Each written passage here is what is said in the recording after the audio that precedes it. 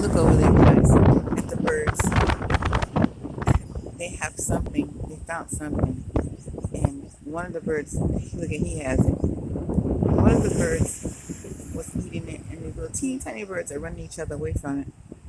And then the seagulls were trying to go get it. But they don't even want it. They just seem like they don't even want the little birds to have it. They keep putting it back in the water.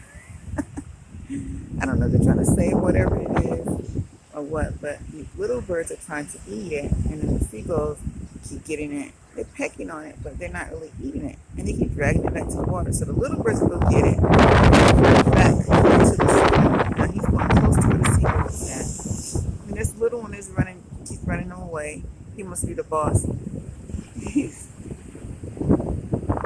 trying to run away with the other birds. Now here's another one trying to come and make him leave. They don't want it though. The seagulls don't even want it. Anyway, see, this is so cute. That's so cute. Now look at that. Look, the seagull running him away, and then he's running the little one away. Look at him, got his little neck up. Hi, he wants to be noticed too. But it's really like, it's like a funny little thing to watch. Some nature shit.